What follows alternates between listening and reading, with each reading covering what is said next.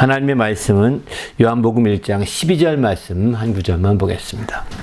함께 읽으십시다. 시작. 영접한 자 곧 그 이름을 믿는 자들에게는 하나님의 자녀가 되는 권세를 주셨으니 아멘. 첫 시간을 통해서는 두 번의 덧검 특강을 하게 되는데, 첫 번째 시간을 통해서는 이제 예수께서 이제 말씀하신 말씀들 가운데 바로 내가 온 것은 이라고 하는 주제로 한 6번 말씀드렸고요. 또 두 번째는 이제 내가 온 것이라고 하지 않고 내가 하러 왔노라. 이런 표현들이 많이 나옵니다. 하러 왔노라. 이런 표현들을 중심으로 해서 6번 이렇게 나눠서 12번 내용 중심으로 첫 번째 특강을 마쳤고, 그걸 두 번에 거쳐서 좀 우리가 먼저 나눴습니다. 그 다음에 이제 두 번째 특강에서는 그러면 주님 내가 온 것은 그것을 우리 믿어야 되잖아요. 또 주님이 하러 왔다. 이것을 우리가 알면은 그 혜택을 다 우리가 믿으면 누릴 수 있거든요. 그 혜택을 누리기 위해서 이제 믿는 것이 얼마나 중요한지를 좀 보게 됩니다. 우리 주님께서 믿는 자라는 표현을 굉장히 많이 쓰십니다. 믿는 자라는 표현을 굉장히 많이 쓰시는데, 바로 너희가 믿으면, 또 믿는 자들, 오늘 본문 아까 읽었던 말씀도 믿는 자들에게는 이런 표현들이 많이 나오죠. 이런 믿는 자들에게 주어지는 그 축복이 무엇인지를 우리가 알게 되면 아마 믿지 말래도 믿을 것입니다. 근데 이제 믿는 것이 얼마나 소중한 것인지, 믿는 것이 얼마나 가치가 있는지를 잘 모르기 때문에 많은 사람들은 그냥 형식적으로 믿고 믿는 척 하는 때가 있거든요. 믿는 척 하는 때가 있는데, 믿는 척 하는 것이 아니라 실제로 믿음을 가져야 이와 같이 믿음에 올라온 축복을 함께 누릴 수 있게 됩니다. 우리 모두도 주님 안에서 이런 귀한 믿음의 축복을 누리는 성도가 되시기를 예수님의 이름으로 부탁을 드립니다. 할렐루야. 그래서 오늘 여기 본문에서는 이제 오늘 나눌 내용은 이제 한 8가지 정도로, 서론의 말씀을 비롯해서 7가지 정도로 이제 예루살렘 입성 전까지 말씀 먼저 다루려고 합니다. 예루살렘 입성 전, 그러나 입성한 후에는 또 다음 시간에 나누려고 합니다. 바로 예루살렘에 들어가는 것이 입성인데, 입성 전에는 이제 오늘 7가지 말씀을 통해서 함께 나누고요. 또 5가지 통해서는 이제 입성 후에 펼쳐진 말씀들 중심으로 이렇게 좀 나누고자 합니다. 그래서 이런 말씀을 통해서 믿는 자들에게 주어진 축복이 얼마나 큰 것인지를 여기선 말씀 나눠보고요. 그래서 5가지와 함께 결론에 가서는 마가복음에서 믿는 자를 또 강조하거든요. 마가복음에서 믿는 자를 강조하는데, 이렇게 마가복음에 믿는 자라는 것이 무엇인지 그 일부분도 함께 좀 결론에 가서는 나누려고 합니다. 그러니까 대체로 여기서 믿는 자라고 하는 것은 요한복음을 중심으로 해서 먼저 나누는 겁니다. 대개가. 그리고 결론만 마가복음의 말씀을 가지고 결론을 맺고자 합니다. 요한복음에 주로 예수님이 믿음에 대해서 강조하셨거든요. 이 부분을 우리가 정말 확실하게 알고, 또 믿음을 우리가 갖고, 또 믿음을 통한 놀라운 혜택을 누려야 되겠다, 이런 생각을 해보게 됩니다. 그래서 이 에베소서를, 요한복음을 통해서 이 믿음에 대해서 확실하게 점검해보는 좋은 계기가 되면 좋겠습니다. 오늘 이제 이 서론으로 이제 예수님이 이 말씀은 직접 하신 말씀은 아닙니다. 사도 요한이 바로 믿는 자의 소중함을 이렇게 깨우친 말씀이죠. 사도 요한이. 바로 예수님이 직접 이렇게 입으로 언급한 말씀은 아니지만 이 서론의 말씀으로 이제 오늘 말씀을 좀 나누고자 합니다. 성경에 보게 되면 예수께서 말씀하시기를 나를 믿는 자는, 혹은 나를 믿으면, 혹은 믿으면 어찌어찌 하리라, 믿으라 그리하면, 이런 식으로 표현한 표현이 많습니다. 이 세 부류가 믿음과 관계된 부류 말씀 가운데 요한복음에 주로 언급됩니다. 나를 믿는 자는, 또는 나를 믿으면, 믿으라 그리하면, 이런 식으로 이제 그 세 부류로 대부분이 말씀하고 있는데, 이렇게 믿음에 대한 표현이 많은데, 오늘 본문은 이제 믿는 자들에게 바로 하나님의 장화된 권세를 주신다, 이런 말씀을 합니다. 믿음을 가진 자들은 장화된 권세를 갖는 겁니다. 장화된 권세.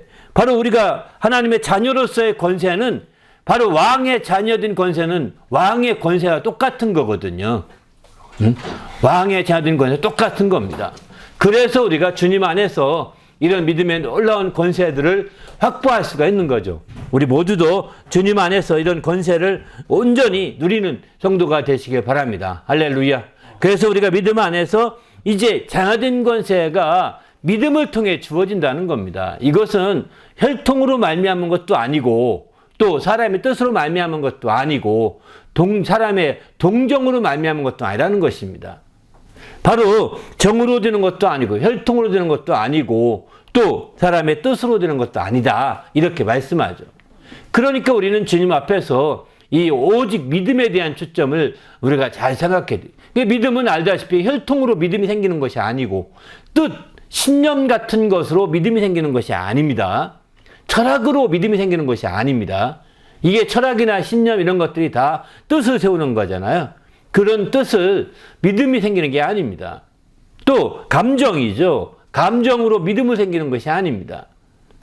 바로 우리 믿음은 오직 하나님께로부터 나오는 믿음이기 때문에 그렇게 우리가 하나님께 믿음을 구할 수밖에 없는 거죠. 그래서 우리가 바로 믿는 것. 그런데 여기서 이제 읽었을 때 아까 본문에 보게 되면 여기 믿는다는 것이 뭐냐면 영접하는 것이라는 것입니다. 이 영접한다는 표현 때문에 우리가 예수님을 마치 내 안으로 모셔드리는 것만 생각합니다. 마치 외부 손님이 오실 때 집 안으로 영접하지 않습니까? 나가서 집 안으로 모셔드리잖아요. 이렇게 드는 것처럼 영접하는 자, 예수님을 내 안에 주인으로 모셔드립니다. 마치 인격적으로 아주 거룩한 척하지만 믿음이 있어야 되는 거예요. 이렇게 말로 해결되는 게 아니라는 겁니다. 바로 영접한 자는 그 이름을 믿는 자들이다. 이렇게 똑같이 말하고 있지 않습니까? 영접한 자, 곧 그 이름을 믿는 자 이렇게 표현하고 있습니다. 그러니까 우리가 영접한다고 할 때 그냥 막연하게 인간적인 면에서만 그냥 그림을 그리지 마시고 실제 믿음을 가져야 그를 진정으로 모실 수 있는 것이죠. 믿음이 아니고서는 모실 수가 없습니다. 요즘에 탈북 하신 분들 간증을 들어볼 때마다 그분들이 많은 사람들이 교회에 갑니다. 초기에. 더구나 이제 그 중국에 있는 경우에 막 어렵기 때문에 이제 교회 단체에 쉽게 간다고 합니다. 근데 가서 그들은 처음에 믿으려고 가는 게 아니라 먹고 살려고 가기 때문에 믿는 척 한다는 겁니다. 믿는 척을 한다는 거예요. 그 얘기 들으면서 그럴 수 있겠다. 왜? 정말 쫓겨다니는 신세인데 그런 신세인데 갑자기 이제 이 좋은 환경 속에 들어간다는 게 그런데 믿지 않으면 여기 들어갈 수가 없잖아요. 믿지 않으면 갈 수가 없으니까 믿는 척을 하는 거예요. 그래서 막 소리도 더 아멘 아멘 이렇게 한다는 거예요. 더 소리도 크게 할 수 있죠. 기도가 일단 잘 못해도 아멘 할렐루야 막 이렇게 할 수 있잖아요. 억지라도 하면 되니까요. 이런 것들은 그런 거 보고서 믿음이 막 좋은 것 같이 보이고 이렇게 자기도 이제 어떤 분 목사님이 되셨는데 그분도 처음에 막 그렇게 믿는 척 했답니다. 그랬더니 자기를 팀장을 시켜주더라는 거예요. 팀장이 돼서 또 설교도 할 수밖에 없는 상황이 돼서 설교했는데 설교도 그렇게 잘했대요. 공부도 열심히 했고 대학도 나왔기 때문에 그럭저럭 자기 딴에는 지식을 잘 전한 거예요. 그런데 이제 그 팀장이 되니까 또 하나의 혜택이 뭐냐면 그 팀 관리를 위해서 선교비 지원이 나온 거예요. 선교비 지원 나왔는데 얼만큼을 먹고 얼만큼을 세이빙한 거예요. 원래 뒤로 뺑땅 한 거죠. 다 그렇게 하는지 모르겠지만 이게 어느 날부터 자기 마음에 크게 그것이 마음에 크게 그 문제가 생긴 겁니다. 그래서 그 하나님께서 그걸 회개하게 하고 마침내 믿음을 확실히 갖게 되느라고 얘기하더라고요. 그렇게 1년 지나니까 3,000불이 모아지더랍니다. 그 3,000불 어느 날 하나님이 너 도둑질했다. 네가 도둑질했느니라. 이 말씀 할 때마다 마음이 걸리는 거예요. 계속. 그 어느 날 그래서 그 300불씩 거꾸로 300불씩 좀 토해냈대요. 1,000불 가지고 돌 걸 1,300불 더해서 막 이렇게 했더니 그런 마음이 없어지더라는 거예요. 그런데 좀 얼마 지나니까 공개하라! 하나님이 그런 음성이 들더라는 거예요. 그래가지고 그걸 다 공개했답니다. 처음에 공개하기 어려웠는데 다 공개했더니 오히려 그 공개하는 게 자기는 맞을 생각하고 공개했는데 오히려 그것이 이제 그 자기는 오히려 신뢰받고 또 존중받을 수 있는 계기가 됐다. 하나님이 참 감사하다 이러더라고요. 그런 것처럼 마찬가지인 겁니다. 이 믿는 척 하는 거예요. 이 땅에 그러나 그건 한계가 있는 거죠.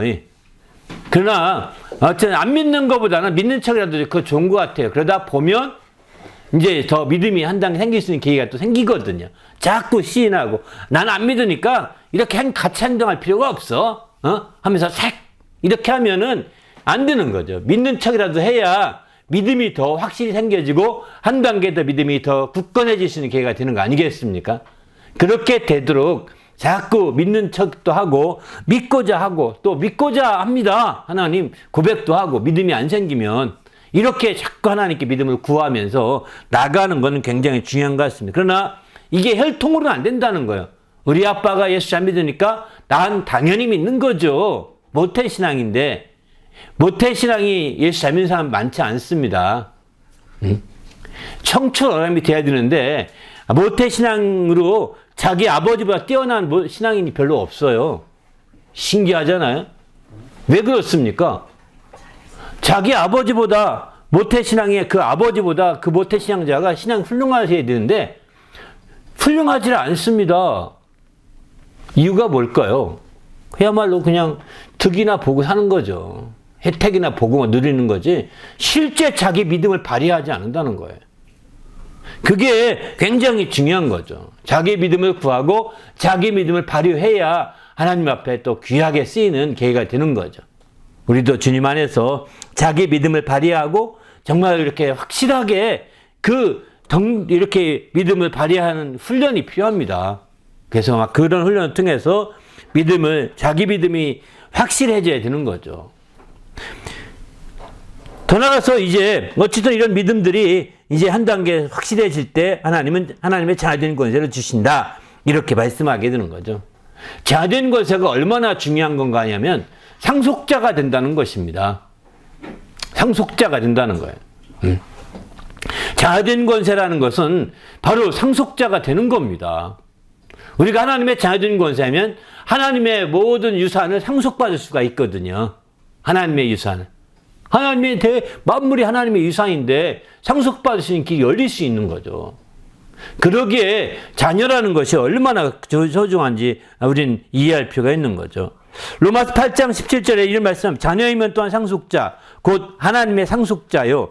그리스도와 함께한 상속자니 우리가 그와 함께 영광을 받게 하여 고난도 받아야 할 것이니라. 이렇게 말씀합니다. 바로 자녀이면 하나님의 상속자라는 겁니다. 그리스도와 함께한 상속자. 그리스도를 떼놓고 별도의 상속자가 아닙니다. 우리는 여기서 조심할 것은 그리스도와 함께한 상속자가 되는 것이죠. 우리의 유업은 그리스도와 별개의 유업을 별도로 가지고 있는 것이 아닙니다. 그리스도와 함께한 유업입니다. 그리고 그리스도와 함께한 상속인 거죠. 많은 사람들이 그저 내가 이제 그리스도보다 더 많은 것을 유업받을 거야. 이런 식으로 생각한다면 그리스도는 저 밑에야 하면서 이런 식으로 말하는 사이비가 있거든요. 이런 사이비들이 얼마나 많은지 모릅니다. 자기를 대단하게 만들면서. 그러나 그건 거짓말입니다. 우린 그리스도와 함께 상속자가 되는 것이고 그리스도와 함께 영광을 누리는 것이고 그리스도와 함께 유산을 받는 것이죠. 그래서 함께 그리스도라고 하는 제 전제가 있는 거예요. 그러기에 우리는 주님 안에서 하나님의 자녀로서 이와 같이 확실해지는 거죠. 그래서 그 성경의 그 에베소 5장 8절은 너 주 안에서 있는 빛이라 빛의 자녀들처럼 행하라 이렇게 말합니다. 빛의 자녀들처럼. 하나님이 우리의 빛이시고 우리는 그 빛의 자녀들처럼 행동하라는 겁니다. 이렇게 빛의 자녀들처럼 행동할 때 하나님의 큰 영광을 드러낼 수가 있는 거죠. 요한일서 3장 1절도 보면 이런 말씀합니다. 보라 아버지께서 어떠한 사랑을 우리에게 베푸사 하나님의 자녀라 일컬음을 받게 하셨는가. 우리가 그러하도다. 그러므로 세상이 우리를 알지 못함은 그를 알지 못함이라. 이렇게 말합니다. 바로 이제 하나님의 자녀임을 일컬음 받게 됐다는 거예요. 하나님의 사랑으로 말미암아서. 우리가 이처럼 하나님의 사랑을 힘입어서 자녀가 되었음을 요한일서는 아주 강조하고 있는 거죠. 그러면 본문 내용에 들어가서 본격적으로 보면 요한복음에 보면 1장 43절에서 보면 사실 51절에 특별히 보면 이런 말씀합니다. 예수께서 이제 대답하여 이르시되 내가 너를 무화과나무 아래에서 보았다 함으로 믿느냐? 이보다 더 큰 일을 보리라. 또 이르시되 진실로 진실하게 이르노니 하늘이 열리고 하나님의 사자들이 인자 위에 오르락내리락 하는 것을 보리라. 이렇게 말씀하고 있죠. 그러니까 이를 믿느냐? 이를 믿는 자는 이보다 더 큰 일을 보리라. 믿으면 더 큰 일을 보리라는 것입니다. 더 큰 일을 보리라. 그러니까 믿으면 더 큰 일도 보리라. 이렇게 말씀하시죠. 믿음이라는 게 주님이 처음 말씀하신 요한복음에서 처음 이렇게 언급하신 믿음에 대한 표현입니다. 나다나엘에게 표현한 말씀이죠. 나다나엘이 이제 빌립을 통해서 오게 됩니다. 나다나엘이 왔는데 나다나엘이 온 거 보면서 내가 너를 보았는데 무화과나무 아래에서 네가 말씀을 읽고 있는 걸 내가 보았다. 이렇게 말씀하니까 깜짝 놀랍니다. 아, 예수님이 그때부터 나를 주목해서 보고 계셨구나. 이 깜짝 놀라니까 내가 무화과나무 아래에서 보았다 함으로 내가 믿느냐? 네가 진정으로 믿으면 이보다 더 큰 일도 보리라. 이렇게 말하고 있는 거죠. 그러니까 바로 믿음이라는 것은 예수님이 말씀하신 이 믿음이 여기서부터 나다나엘에게 처음 내가 믿는다면, 내가 믿으면 이렇게 얘기하고 있는 거죠. 내가 믿느냐? 이렇게 묻고 있습니다. 정말 우리도 마찬가지인 거죠. 그런데 여기서 보게 되면 내가 믿느냐? 이렇게 말씀하시면서 또 덧붙여서 말씀하시는 표현이 바로 인자가 하늘에 열리고 하나님의 사자들이 인자 위에 오르락내리락 하는 것을 보리라. 이 얘기를 합니다. 더 큰 일을 보이라 해놓고서는 하신 말씀이 하늘이 열리고 인자 위로 이제 하나님의 사자들이 오르락내리락 하는 걸 본다는 겁니다. 여기서 하나님의 사자들은 천사들을 이렇게 말합니다. 천사들이 바로 인자 위로 오르락내리락 한다는 겁니다. 오르고 내리고 하는 것들을 바로 내가 보리라는 거예요. 곧 다시 말해서 바로 인자이신 예수님이 하나님과 직통으로 교통하고 있음을 얘기하고 있는 거죠. 내가 하나님과 교통하고 있는 걸 네가 보게 될 것이다. 이렇게 말씀하고 있는 거죠. 하늘이 열리고 이제 하나님의 사자가 오르락내리락하며 하나님께서 함께하는 것을 보게 된다라고 하는 것을 얘기하고 있습니다. 우리도 이제 주님 안에서 바로 이렇게 믿음이라는 것은 이렇게 구체적인 측면에서 이제 바로 이제 큰 일을 보리라고 얘기하고 있는, 그러니까 하나님과 교통하는 것들을 보게 되면서 이 나다나엘은 더 확실하게 믿음을 갖게 되는 거죠. 이런 측면에서 볼 때 이제 우리의 믿음이 얼마나 중요한 건가 하는 걸 보게 됩니다. 이 외에도 우리가 어떤 그 생활 속에서 느꼈고 경험했던 경험 하나로 끝나지 않냐고 믿음은 이렇게 크게 더 넓혀지고 더 확산되고 더 크게 이제 더 큰 것들을 본다는 겁니다. 우리가 작은 거에서 믿음의 확신을 갖기 시작합니다. 그러나 이제 그 믿음의 작은 거에서 시작된 믿음의 확신은 점점 커지고 큰 일을 보게 되고 또 인자 위로 주 하나님의 사자 오르락내리락한 것까지 볼 수 있는 일까지 함께 이어져 가는 거죠. 믿음이라는 것은 그냥 우리가 처음부터 거꾸로 이렇게 해서는 안 됩니다. 하나님 내 천사를 보여주십시오. 천사가 오르락내리락한 보면 내가 믿겠습니다. 이게 전제가 아닙니다. 이게 전제가 아니에요. 그게 되려면 작은 것부터 믿어야 되는 겁니다. 많은 사람들 거꾸로 나가는 겁니다. 하나님 내가 정말 이렇게만 하나님 보여주세요. 내가 반드시 믿을 겁니다. 그러나 하나님이 보여주시면 아마 그건 안 믿을 거예요. 놀라 자빠져서 내가 헛개비 봤을 거라고 이럴 것입니다. 그러니까 우리는 정말 그 믿음이 작은 것에서 믿음이 생기야 그 다음에 더 큰 것, 더 놀라운 것까지 다 믿을 수 있는 믿음이 되는 거지. 그냥 그걸 믿지 아니하면 어리석은 자가 되는 거죠. 내가 무화과나무 있대 하는 거 믿느냐? 그 작은 거잖아요. 지나가다 볼 수 있는 거죠. 그렇잖아요? 그러나 지나가다 볼 수 있는데 우리 주님이 날 기억했다네 감사합니다. 이럴 정도로 끝날 수도 있는데 그걸 알고서 주는 이렇게 하면서 그가 표현하잖아요. 네? 바로 그런 차원에서 볼 때 우리는 바로 우리의 믿음이라는 게 얼마나 중요한 건가 보게 됩니다. 두 번째 믿음은 이제 예수께서 언급한 믿음의 믿는 자에 대한 표현은 요한복음 3장에 나오는데 3장 16절 우리가 잘 아는 말씀이죠. 하나님이 세상을 이처럼 사랑하사 독생자를 주셨으니 이는 그를 믿는 자마다 멸망하지 않고 영생을 얻게 하려 하심이라. 이렇게 말씀합니다. 그러니까 믿는 자마다, 여기 믿는 자마다 이런 표현을 씁니다. 성경에 이 믿는 자마다라는 표현이 5번 나오게 됩니다. 5번. 요한복음 3장 15절도 보게 되면 이제 믿는 자마다 영생을 얻는 것이다 라고 말하고요. 또 거기 6장 40절도 이렇게 말씀하죠. 또 3장 16절 아까 읽은 말씀도 그렇고요. 사도행전 13장 39절, 요한일서 5장 1절 이렇게 해서 전체적으로는 6가지, 신약 성경에 6가지가 믿는 자마다 라는 표현을 씁니다. 믿는 자마다. 그러니까 믿는 자는 누구든지 다 해당된다는, 믿는 자마다라는 것은 믿음을 가진 자는 예외 없이 다 해당되는 표현이거든요. 그런 자들에게 바로 영생이 있다는 것을 얘기하고 있는 거죠. 초점은 여기 영생에 두고 있죠. 대부분이 보십시오. 영생에 두고 있고 또 3장 15절 16절 다 영생에 대해 표현되고 있고 6장 40절도 영생 얻는 것에 대해 얘기하죠. 믿는 자마다 거기도 그렇게 표현하죠. 또 이제 사도행전의 말씀을 보게 되면 여기는 이제 예수를 힘입어 믿는 자마다 의롭다 하심 얻는다는 표현이고요. 또 요한일서의 말씀 믿는 자마다 하나님께 난 자라는 것을 이제 바로 이렇게 얘기하고 있습니다. 바로 영생과 의롭다함과 하나님께 난 자에 대한 이런 표현들을 주로 얘기하고 있습니다. 믿는 자들에게 해당되는. 그러니까 이건 공통적인 거예요, 사실은.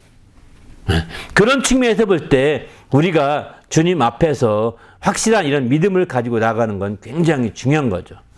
우리 모두도 이런 믿음으로 새롭게 되시기를 예수님의 이름으로 부탁을 드립니다. 할렐루야. 이렇게 믿는 자마다 5번이나 언급하신 이 축복을 함께 누렸으면 좋겠습니다. 더 나가서 요한복음에는 이제 영생이라는 표현이 19번 언급되고 있습니다. 본문에 이제 처음으로 그 말씀이 언급하고 있는 말씀이 요한복음 3장 이제 본문 15절 16절에 나오게 되는데요. 여기서 보게 되면 이제 바로 이 영생이라면 본문 뒤에 침례 요한이 결론으로 말하기를 아버지께서 아들을 사랑하사 만물을 다 그의 손에 주셨으니 아들을 믿는 자마다 영생이 있고 아들을 순종하지 아니하는 자는 영생을 보지 못하고 도리어 하나님의 진노가 그 위에 머물러 있느니라. 이렇게 예수께서 말씀하시죠. 또 요한복음 믿는 자라는 표현은 그래서 요한복음 6장에만도 6번이나 이렇게 언급되고 있습니다. 밑에 쭉 나오죠. 믿는 자는 이런 표현들이 6번이나 믿는 자마다 믿는 자라는 표현이 6번이나 나옵니다. 이렇게 요한복음 6장에만. 여러분이 관심이 없어서 그렇지 한번 반복되는 말씀들은 계속 이렇게 밑줄 치면서 한번 정리해 보시는 것도 필요합니다. 그냥 그 성경 깨끗하게 본다고 해서 유산 넘길 것도 아니고 아마 안 봅니다. 아무리 깨끗해도요. 여러분 성경 가지고 자손들이 안 봅니다. 오히려 거기다 쓰고 지저분하게 해야 열심히 하셨다 우리 아빠 엄마는 이러죠. 우리 모두가 정말 이 요한복음 6장을 보면서 이런 표현이 많아서 저도 일부러 이렇게 해봤더니 이렇게 나오더라고요. 그러니까 여러분이 정말 여러분 성경을 아주 달달달달 볶고 공부 많이 하는 사람들은 책이요 막 달달달 떨어지잖아요. 막 밑줄 치고 또 빨간 줄 치고 노란 줄 치고 이렇게 해서 왜? 그렇게 기억하게 하려는 거거든요. 빨간 줄 치면 생각난다니까요. 그러나 요즘에는 이제 다 디지털 시대여서 컴퓨터 가지고 공부하니까 다 백지로 지워버리는 거와 똑같습니다. 그러니까 기억도 공간 능력이 필요한데, 기억의 공간 능력이 없어진답니다. 그래서 기억력이 떨어진답니다. 우리가 그 디지털 시대에 와서 기억력이 자꾸 떨어지는 것은 편리성도 있지만 공간 능력이 없어진답니다. 지각에 있어서 기억력에 공간 능력이 있는데 그래서 빨간 거 하면 탁 떠오른단 말이에요. 여러분 성경 옛날에 메모한 사람들은 메모한 거 그거 오른쪽인데 오른쪽 이러면서 찾잖아요. 그렇게 찾거든요. 성경의 오른쪽에 메모한 부분, 그게 생각이 납니다. 그게 생각나요. 어떤 내용인지 몰라도. 그래서 가면 거기에 있거든요. 이렇게 해서 기억하는데, 만약에 디지털로 여러분 성경 읽어보세요. 기억 어디다 메모하겠어요? 항상 읽고서 쫙 지우는 거예요. 깨끗하게. 포맷 시키는 거 똑같습니다. 리셋 시키는 거예요, 완전히. 그러니까 머리가 약해지는 거고, 기억력이 떨어지는 거예요. 그래서 정말 여러분이 기억력을 되살리고 좀 더 낫게 원하면 책을 읽으십시오. 아날로그의 책을 읽으셔야 합니다. 그리고 그걸 써야 됩니다. 그리고 이렇게 할 때 확실하게 기억할 수 있고 좀 더 기억력이 더 나아지는 거죠. 그렇지 않고 그냥 디지털 시대에 어떤 그런 문명의 이기만 가지고 나가게 되면 당신은 어느 날 아무것도 기억도 못할 겁니다. 그리고 당신 손에 그런 문명의 이기가 없어진 순간에 당신은 약간 바보같이 되는 거죠. 약간 바보같이. 하여튼 우린 주님 앞에서 이런 혜택도 있지만, 이 시대의 혜택도 있지만, 이 시대에 폐단도 있는 겁니다. 그렇기 때문에 폐단은 극복하고 혜택을 누리면서 사는 성도가 되셔야지, 그렇지 아니하고 그냥 다 이 땅에 정말 불신자처럼 우리가 폐단에 완전히 농락되면 안 되잖아요. 우리 모두가 하나님 말씀이 크게 우리 속에 감동이 되고 감화가 돼서 새롭게 되시기를 예수님의 이름으로 축원합니다. 할렐루야. 그래서 우리는 정말 이런 말씀들을 믿는 자, 영생, 이런 말씀들을 눈여겨보시면서 한번 깊이 있게 생각해 보시기 바랍니다. 세 번째, 믿는 자에게서 주님이 언급하신데 요한복음 6장에 26절 35절까지 보게 되면 특별히 35절에 이렇게 말하죠. 예수께서 이르시되 나는 생명의 떡이니 내게 오는 자는 결코 줄이지 아니할 터이요 나를 믿는 자는 영원히 목마르지 아니하리라, 이렇게 말합니다. 또 이렇게 이 말씀하시는 걸 본다면 이 믿는 자는 영원히 목마르지 아니하리라, 이렇게 말씀하시죠. 영원히 목마르지 않는다는 겁니다. 그러니까 예수께서 여기서 요한복음 4장에서 이제 4장부터 쭉 사마리아 여인과 대화 가운데 이제 주님이 말씀하신 말씀입니다. 바로 내가 주는 물은 마시는 자는 영원히 목마르지 아니하리니 내가 주는 물은 그 속에서 영생하도록 솟아나는 샘물이 되리라. 이렇게 요한복음 4장 14절에 이렇게 말씀하시죠. 이때 여인이 이 말을 듣고서 주여 그런 물을 내게 주사 목마르지 않고 또 여기 물길로 오지도 않게 하옵소서 하고 막 이렇게 청합니다. 이 여인은 그것이 하나의 그냥 영생수가 아니라 진짜 물인 줄 아는 거죠.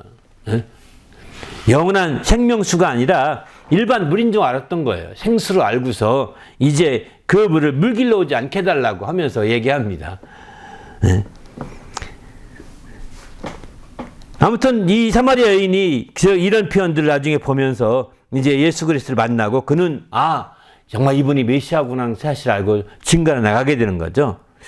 이처럼 예수님이 목마르지 아니한다는 말은 단순한 음료만을 나타내는 말이 아닙니다. 음료만. 그것은 양식과 연결되는 문제라서 양식과 음료는 항상 짝이 되어서 이렇게 말씀하고 있는 걸 보게 됩니다. 내 살을 먹어라, 내 피를 마시라.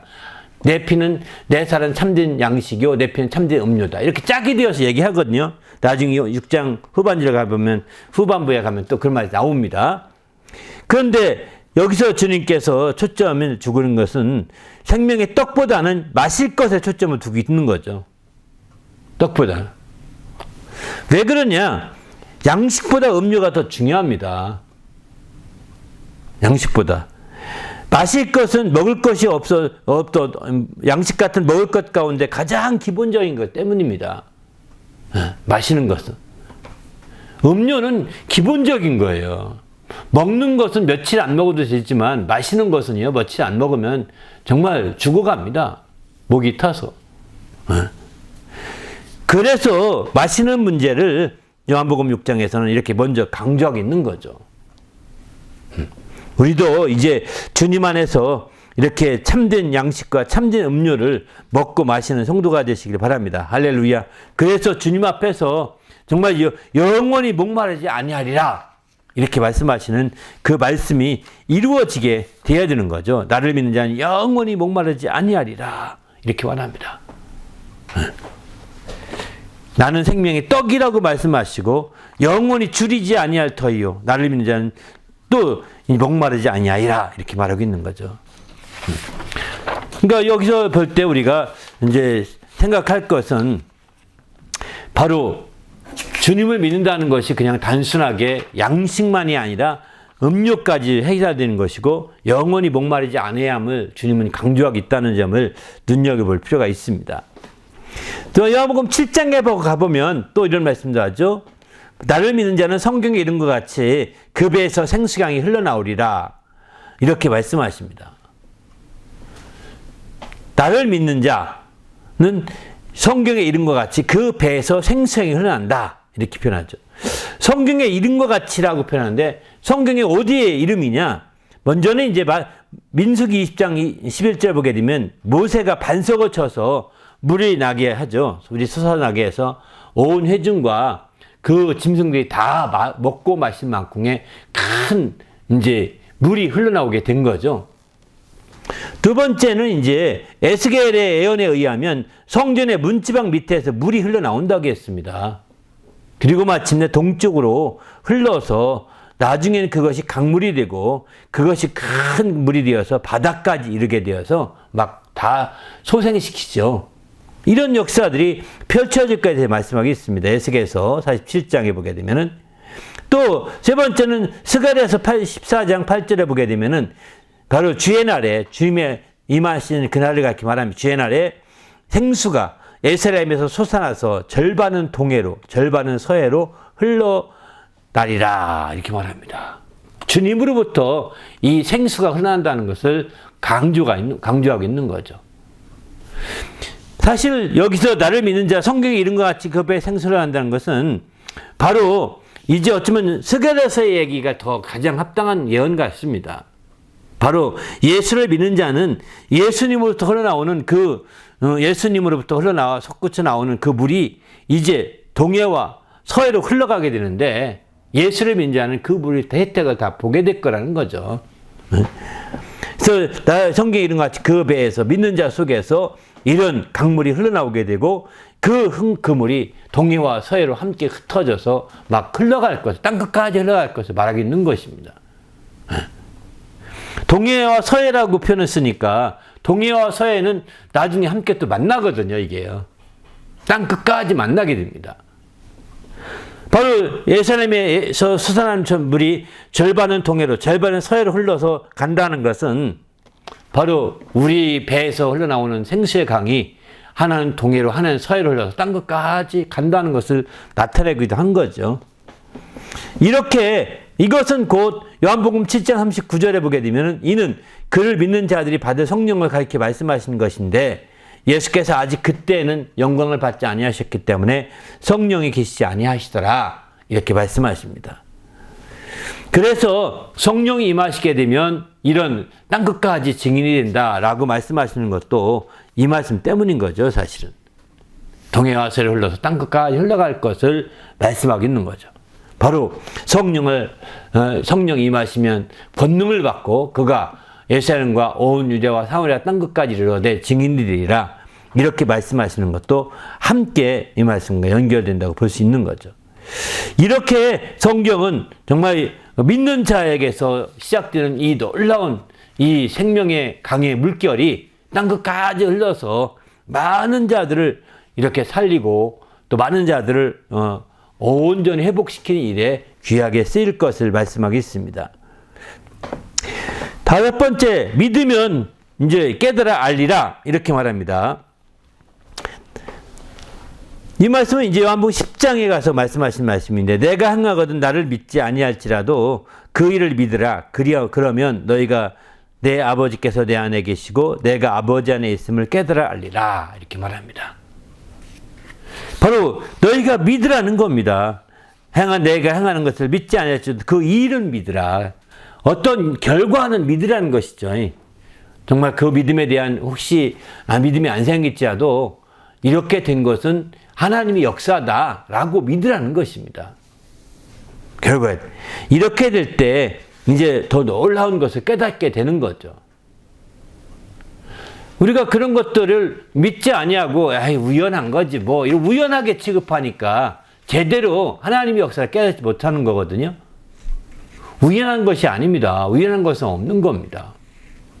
만물 하나를 보더라도 우연한 거, 아이고, 봄이 되니까 만물 새싹도 나고, 꽃도 피고, 이제 꽃도 다 떨어지더니, 이제 열매 맺기 시작하네. 막 이런 식으로 생각하면은, 이제 하나도 깨달을 것이 없습니다. 그러나, 그것이 다 모든 만물의 작은 식물 하나부터 큰 짐승 하나까지 다 하나님의 손길 안에서 성장하고 있다는 것을 여러분이 인정하게 되면, 하나님이 행하시고 있는 일이라고 믿게 되면 거기서 하나님의 손길을 느끼게 되는 거죠. 거기서 하나님의 역사하심을 깨닫게 되는 겁니다. 그 성경에 로마서는 모든 만물 가운데 하나님의 신성이 있다고 하잖아요. 능력과 하나님의 신성이 들어있어서 하나님을 다 알만한 것이 들어있다는 것입니다. 깨달아 알 수 있는 기회가 되는 것이죠. 이렇게 이제 예수께서 바로 이렇게 믿으면 깨달아 알 수 있게 되는 겁니다. 그런데 믿지 아니하고 믿음을 어떤 결과가 나타나도 믿지 않습니다. 하나님의 역사라고 믿지 아니하고 그저 우연한 것이라고 생각하면 아무것도 깨달아 알 것이 없습니다. 아버지와 관계된 하나님과 관계된 모든 걸 깨달아 알 것이 없는 거죠. 예수께서도 말씀하시는 거예요. 그래서 너희가 나를 믿지 않더라도 내가 행하거든 나를 믿지 않더라도 그 결과 그 일은 믿으라. 그러면 너희가 깨닫게 될 것이다. 아버지와의 관계를 깊이 알게 될 것이다. 나와 아버지의 관계를 알게 될 것이 깨달아 알리라고 이렇게 말씀하고 있는데 이처럼 마찬가지입니다. 일상생활에서도 이제 정말 이렇게 믿으시길 바랍니다. 모든 결과를 받아들여야 합니다. 저는 이제 뭐 간단하게 간증한다면 내 뜻대로 안 되는 것은 아버지 뜻대로 되는 겁니다. 저는 이 말씀을 깨닫고 이 말씀을 정말 제 음성을 듣고 깨닫게 되는데 제 계획대로 안 돼가지고 얼마나 많이 고민했는지 모릅니다. 제 계획대로 안 돼가지고 나만 완전히 바보가 아닌가 이렇게 생각하고 막 열등감에 빠져가지고 어려웠는데 이제 지금까지 내 마음대로 된 것이 있느냐 한 이 음성 하나에 제가 완전히 녹아났습니다. 그 순간에 내 마음대로 안 된 것은 하나님 마음대로는 됐구나. 내 뜻대로 안 된 것은 하나님 뜻대로는 된 거구나. 이렇게 믿게 됐어요. 그렇고 났더니 달라 보입니다. 굉장히 소심하고 염세적인 마음에서 긍정적인 마음으로 바뀌더라고요. 적극적인 마음으로 바뀌더라고요. 내 뜻대로 안 된 것은 하나님 뜻대로 된 것이요. 내 마음대로 안 된 것은 하나님 마음대로 된 것입니다. 이걸 안 믿으면 아마 깨달아 알 게 없습니다. 알 게 없어요. 여기서 저는 읽을 때마다 나를 믿지 않을지 그 일은 믿으라. 그 결과는 믿으라. 이 얘기하거든요. 결과만은 하나님의 역사예요. 내 눈앞에 닥친 그 결과는 하나님의 역사라는 거죠. 그걸 믿어야 이제 깨달아 알게 되는 거죠. 하나님의 손길을 느끼고 하나님의 인도하심도 알게 되는 거죠. 이렇게 해서 하나님과의 더 높은 한 단계 정말 더 높은 단계로 들어갈 수 있는 거죠. 여섯 번째는 이제 요한복음 11장에 나온 말씀인데 25절 26절 보면 예수께서 이르시되 나는 부활이요 생명이니 나를 믿는 자는 죽어도 살겠고 무릇 살아서 나를 믿는 자는 영원히 죽지 아니하리니 이것을 내가 믿느냐 이렇게 말합니다. 바로 믿는 자는 죽어도 살겠고 믿는 자는 살아서 믿으면 영원히 죽지 아니하리라 이렇게 말씀하죠. 이 말씀을 믿는 거예요. 우리가 예수를 믿게 되면 실현되는 축복은 부활인 거죠. 이와 같이. 부활이라는 것은 예수님의 부활의 그 첫 열매가 되신 이후에 이제 우리에게 나타나게 되는데 우리에게 있어서 이 부활은 예수를 믿는 자라면 죽어도 살게 되는 것이요. 살아서 예수를 믿는 자라면 영원히 죽지 않는 것입니다. 주님이 오실 때 이 부활의 시기는 주님이 재림하실 때 부활이 일어나게 되는데 그 전에 부활이라는 것이 아닙니다. 주님이 재림하실 때 부활이 일어나는 거예요. 우리가 부활의 신앙을 가진 사람들은 주님의 재림을 고대할 수밖에 없는 거예요. 주님의 재림을 온전히 소망할 수밖에 없는 거예요. 그러나 우리가 부활하지 않게 되면 주님의 재림을 소망하지 못하고 주님의 재림을 고대하지 못하게 되는 거죠. 우리 모두도 주님의 재림을 고대하고 주님의 재림을 힘입어서 정말 나가는 성도가 되시길 바랍니다. 할렐루야. 그런데 이 부활은 알다시피 그때 주님이 재림하실 때 이미 죽은 자들은 바로 다시 살게 되는 것이죠. 그러나 반면에 주님이 재림하실 때 죽지 않은 자들은, 믿는 자 가운데 죽지 않은 자가 있을 수 있죠. 그런 자들은 영원히 죽지 아니한다는 것입니다. 영원히 호련히 변화진 모습으로 영원히 살게 되는 거죠. 호련히 변화진 모습으로 이렇게 되는 거예요.